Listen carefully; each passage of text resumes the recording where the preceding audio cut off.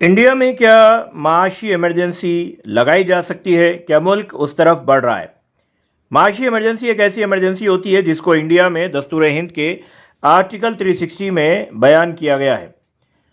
اس کو اگر لاگو کر دیا جائے تو عوام کا پیسہ، کمائی، اثاثے یعنی ایسٹس سب کچھ سرکاری تحویل میں جا سکتا ہے اور سرکار جب چاہے اسے اپنے طریقے سے استعمال کر سکتی ہے۔ البتہ اس کو بہت ہی خاص حالات میں نافذ کیا جاتا ہے۔ ملک میں گزشتہ سال لاک ڈاؤن اور اس مرتبہ لاک ڈاؤن کی وجہ سے جس طرح سے معاشی حالات خراب ہو گئے ہیں، کسی بھی قسم کے تجارتی سرگرمیاں مکمل ٹھپ ہو چکی ہیں۔ شیئر مارکیٹ کے حال سب لوگ واقف ہیں۔ اس سے پہلے کبھی انڈیا میں لاک ڈاؤن نہیں ہوا تھا اور نہ ہی ایسی صورتحال کبھی پیدا ہوئی تھی، اس لیے معاشی ایمرجنسی کبھی لگائی نہیں گئی۔ اگر ہم کانسٹیٹیوشن آف انڈیا کا مطالعہ کرتے ہیں، دیکھتے ہیں تو کانسٹیٹیوشن میں 3 طرح کی ایمرجنسیوں کا ذکر ملتا ہے۔ آرٹیکل 352 میں نیشنل ایمرجنسی، آرٹیکل 356 میں اسٹیٹ ایمرجنسی اور آرٹیکل 360 میں معاشی ایمرجنسی۔ ابتدائی 2 یعنی نیشنل ایمرجنسی اور اسٹیٹ ایمرجنسی کے بارے میں ہم سب جانتے ہیں کیونکہ ان کو ماضی میں نافذ کیا جا چکا ہے۔ یہاں ہم تھرڈ ایمرجنسی، جس کو معاشی ایمرجنسی کے طور پر جانا جاتا ہے، اس کا ذکر کر رہے ہیں۔ آرٹیکل 360 کے تحت معاشی ایمرجنسی کا اعلان صدر جمہوریہ کے ذریعے اس وقت کیا جاتا ہے جب صدر کو مکمل یقین ہو جائے کہ اس وقت ملک میں زبردست معاشی بحران کا خطرہ ہے۔ آپ گزشتہ کئی دنوں سے دیکھتے آ رہے ہیں کہ آہستہ آہستہ سرکاری جتنی بھی املاک ہے اسے سب کچھ کو پرائیویٹائز کر دیا گیا ہے، بینکوں کو ایک دوسرے کے ساتھ مرج کر دیا گیا ہے اور ملک میں مختلف طرح کے معاشی مسائل روزانہ کا عام معمول بن چکا ہے۔ سرکار دیوالیہ ہونے کے نزدیک ہے تو ایسی صورت میں 360 کا استعمال کیا جا سکتا ہے۔ چنانچہ اس ایمرجنسی میں عوام کے پیسوں اور عوام کی جائیداد یعنی اس کے اپنے ایسٹس پر سرکار کا حق حاصل ہو جاتا ہے۔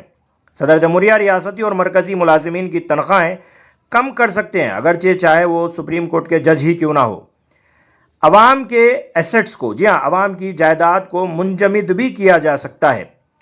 ریاستوں کے مالیاتی امور میں دخل دیا جا سکتا ہے اور یہ ساری اتھارٹیز اس کو آرٹیکل 360 کے نافذ ہوتے ہی مل جاتی ہے۔ یہ ایمرجنسی مہینوں اور سالوں تک بھی رہ سکتی ہے۔ اس کو ہٹانا صدر کے اختیار میں ہوتا ہے۔ آرٹیکل 360 لاگو کرنے کے لیے وزیر اعظم، منسٹر آف کاؤنسل صدر جمہوریہ کو تجویز دے سکتے ہیں۔ آپ معاشی ایمرجنسی کا اعلان کیجئے۔ صدر جمہوریہ کے اعلان سے قبل پارلیمنٹ کے دونوں ایوانوں سے اسے پاس کرانا لازمی ہوتا ہے۔ جب یہ پاس ہو جاتی ہے تو مرکز کی ایگزیکٹو اتھارٹی پورے ملک میں لاگو ہو جاتی ہے۔ اس کا مطلب یہ ہوتا ہے کہ مرکز کو ایگزیکیوٹ پاور بڑھ جاتا ہے، چنانچہ مرکزی حکومت ریاستی حکومتوں کو مالیاتی فیصلے جاری کر سکتی ہے۔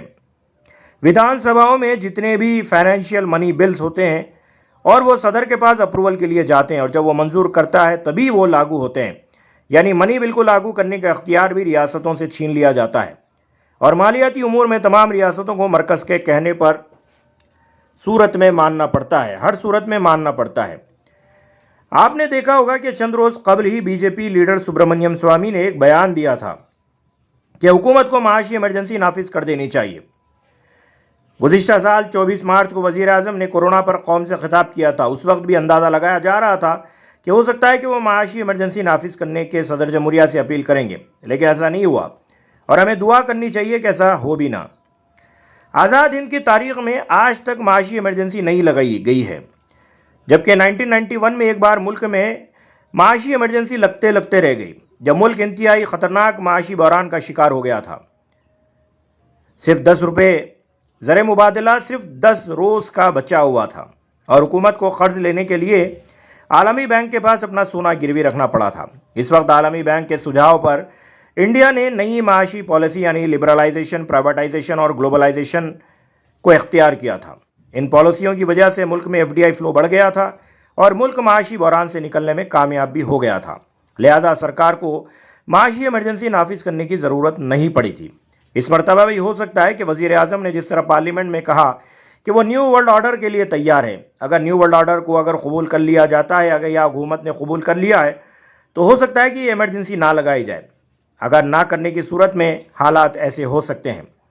ہم دیکھ رہے ہیں کہ دیہاڑی پر کام کرنے والے مزدور، دکاندار، hotel, restaurant, railway, flight, cinema گھر، ٹوریزم، بی پی او قرض یہ کہ تمام معیشت کے تمام شعبے جن سے آمدنی پیدا ہوتی ہے بالکل بند ہو گئے ہیں. نہ صرف اس بار بند ہوئے بلکہ گزشتہ سال بھی کئی مہینوں تک بند تھے اور اس مرتبہ کب تک بند رہیں گے اس کی کوئی اطلاع نہیں ہے. انہوں نے عوام کو پیسہ ملتا ہے اور سرکار کو ٹیکس کی شکل میں ریونیو ملتا ہے.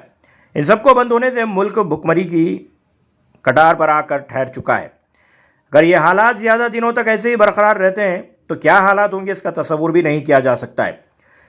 ملک میں معیشت کی وجہ سے ڈپریشن کا ماحول ہے, یعنی فائنینشیل ڈپریشن بھی ہے اور ہر انسان ڈپریشن میں جا چکا ہے, جو کہ بہت ہی بھیانک صورتحال ہوتی ہوئی نظر آ رہی ہے. اس صورتحال میں عوام کی ایک بڑی تعداد دانے دانے کو ترستی ہوئی نظر آ سکتی ہے. تاریخ گواہ ہے کہ جب بھی دنیا اس طرح کے حالات میں ابھری لوٹ مار عام بات ہو گئی. دونوں عالمی جنگوں سے اگر قبل دنیا کی معاشی حالات یہی تھے. آگے آنے والے دنوں میں کیا ہونے والا ہے یہ کسی کو نہیں معلوم, اس لیے ہم حالات پر نظر بنائے رکھنا چاہیے. ایک خبر یہ آ رہی ہے کہ سرکار بینکنگ میں عوام کے رکھے پیسوں پر اپنی نظر جمائے ہوئے بیٹھی ہوئی ہے. حالانکہ سرکار نے ان افواہوں کو خارج کیا ہے, لیکن اکثر افواہیں سچ نکلتی ہے.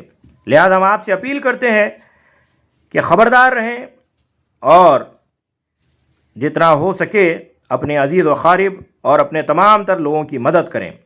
یاد رکھیں ریاست آندھرا پردیش میں کئی سال قبل ایک ایکٹ لایا گیا تھا 1978 میں, جسے ULC کہا جاتا ہے, اربن لینڈ سیلنگ ایکٹ, جس کے تحت صرف آپ کو تھوڑی سی جائیداد رکھنے کی اجازت دی گئی تھی, باقی کی حکومت نے سلب کر لی تھی. کہیں ایسا نہ ہو جائے کہ ان جائیدادوں کو لے کر, اپنے ایسٹس کو لے کر آپ کی لالچ آپ کے رشتہ داروں کے بھی کام نہ آئے, نہ ہی آپ کے کام آئے اور وہ اسے حکومت اپنے طور پر معاشی ایمرجنسی میں لے اڑے. لہذا وقت آنے سے پہلے اپنے رشتہ داروں, اپنے عزیز و اقارب, اپنے پڑوسی, ان تمام کا خیال رکھیں اور ہمیشہ تیار رہیں. حالات کدھر کا بھی رخ موڑ سکتے ہیں. آپ کا بھائی الیاس شمسی. اگر یہ بات آپ کو مناسب لگی ہے, سلجھنے والی بات اگر لگی ہے, تو ضرور اس بات کو دوسروں تک پہنچائیں.